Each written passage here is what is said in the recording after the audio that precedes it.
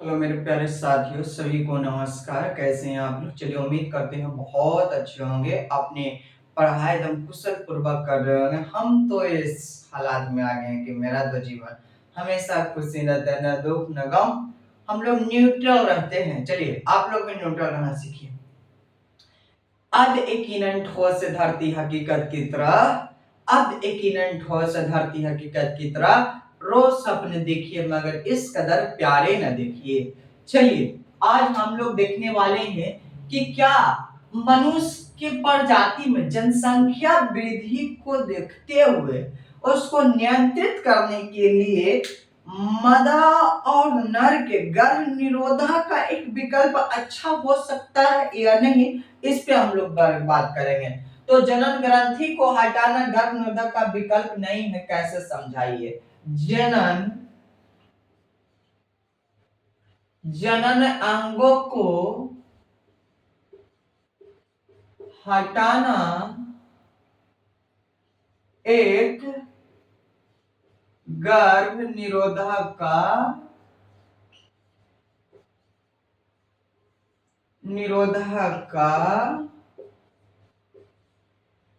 विकल्प नहीं है। विकल्प नहीं है, कैसे?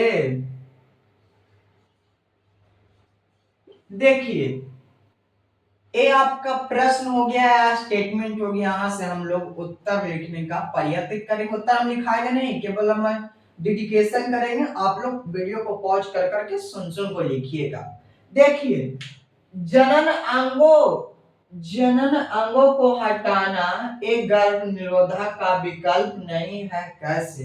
जैसे देखिए, अगर हम जानते हैं कि मेल और फीमेल में जनन ग्रंथि के रूप में मेल में एक जोड़ा, यानी मेल मतलब पुरुष में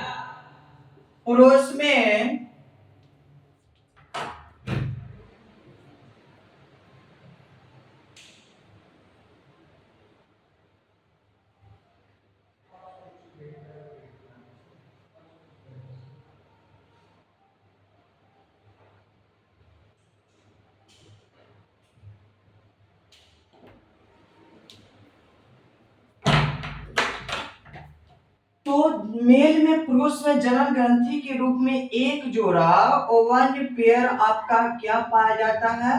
तो ब्रीसन पाया जाता है। क्या पाया जाता है? ब्रीसन होता है।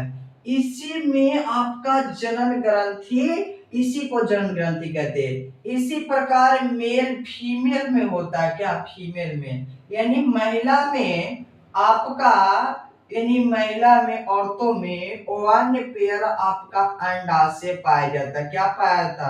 अंडाशय पाया जाता है। अब इस अंडाशय और वृषण में मेल जनन अंग और फीमेल जनन अंगों के द्वारा केवल जनन ग्रंथियों के संबंधित हार्मोन नहीं स्रावित होते हैं, इसके अलावा हमारे शरीर के विभिन्न क्रियाओं को नियंत्रित करने वाले हार्मोन भी स्रावित होते हैं। अगर मैं इसे काट कर अगर अलग कर देता हूं ये दोनों ग्रंथियों को, तो शरीर के विभिन्न भागों को नियंत्रित करने वाले हार्मोन भी क्या हो जाएगा? पोस्टपोन्ड हो जाएगा, यानी रुक जाएगा, जिससे हमारे शरीर की विभिन्न क्रियाएं नहीं हो पाएगा। इसलिए कहा जाता है कि जनन अंगों को हटाना एक गर्भ निरोधक का विकल्प नहीं है, क्योंकि मेल में पुरुष में जनन ग्रंथि के रूप में एक जोड़ा वृषण तथा मादा में जनन ग्रंथि के रूप में एक जोड़ा अंडाशय पाया जाता है, जिसके द्वारा केवल जनन अंगों से संबंधित द्रव नहीं निकलता, बल्कि इसके अलावा हमारे शरीर में विभिन्न क्रियाओं को नियंत्रित करने वाले हार्मोन भी स्रावित होते हैं।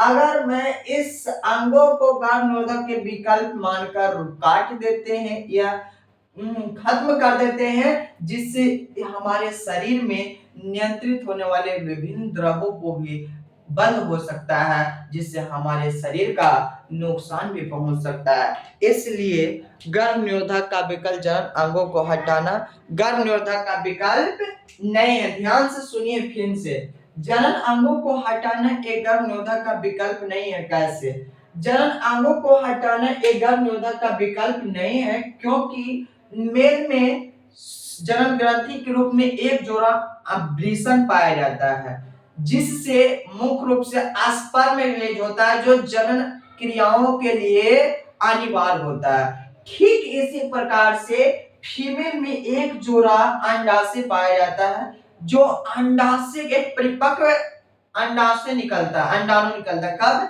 तो मानसिक क्रिया के प्रारंभ होने से 14वें दिन परिपक्व अंडाणु निकलता है। अगर ये अंडाणु किसी महिला के साथ, किसी पुरुष के शुक्राणु के साथ अगर मेल कर जाता है, तो उस स्थिति में महिला प्रेग्नेंट हो जाती है, जिसे हम लोग गर्भवती महिला कहते हैं, प्रेगनेंसी फीमेल कहते हैं। जिससे यही दो मेन श्रेणी है। इससे अंडाशय, स्पर्म और अंडाणु के अलावा विभिन्न प्रकार के हमारे शरीर को नियंत्रित करने के लिए द्रवों को भी अवशोषित करता है, द्रव को भी क्या करता है? रिलीज करता है, हार्मोन को रिलीज करता है, जिसके कारण हमारे शरीर में विभिन्न क्रियाएं बाधित भी हो सकती है। इसलिए गर्भ निरोधक को, जनन अंगों को हटाना एक गर्भ निरोधक का विकल्प अच्छा नहीं हो सकती है। क्या नहीं हो सकती है? अच्छा नहीं हो सकती है। तो इसी प्रकार से बोला जाता है। समझ में आया यहाँ तक? तो हम लोग आगे देखेंगे। क्या देखेंगे?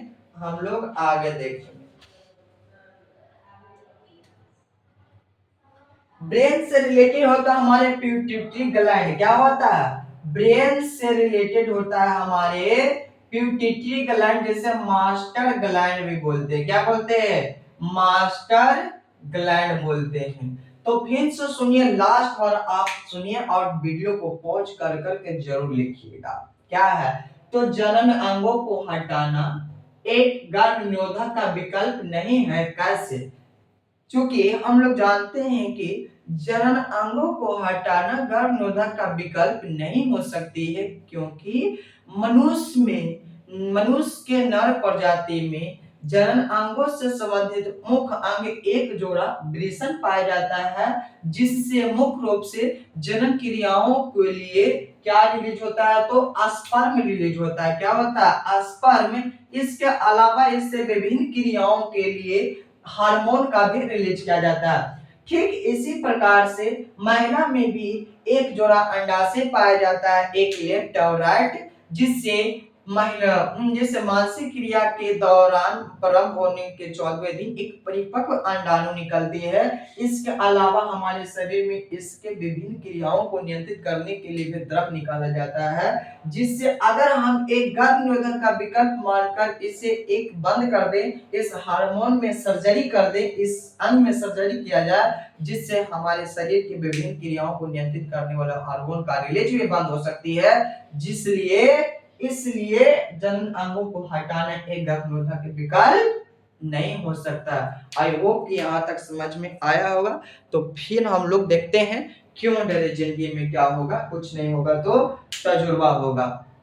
चाहता तो बच सकता था, लेकिन कैसे बच सकता था? जो बचेगा वो कैसे बचेगा? तो आप लोग इस चैनल को ज्यादा से ज्यादा सब्सक्राइब कीजिए, बेल आइकन को दबाना ना भूलिए, और तो और अपने दोस्तों, प्रेमी, कपल के साथ शेयर करना ना भूलिए, ताकि जो भी इस वीडियो पर, इस चैनल पे जो भी प्रोवाइड किया जाए, सबसे पहले आप तक पहुंचे। तो आप लोग इससे ज्यादा से ज्यादा, इससे कल की वीडियो में आप देखिएगा, तो जनन ग्रंथि को हटाना एक गर्भ निरोधक का विकल्प इस विश्व पूरा प्रकार से हम लोग देखे हैं। तब तक के लिए बाय बाय, टाटा। फिर मिलते हैं अगली क्लास में नए जोश और जुनून के साथ। फिर मिलते हैं। बाय बाय, टाटा, शुक्रिया।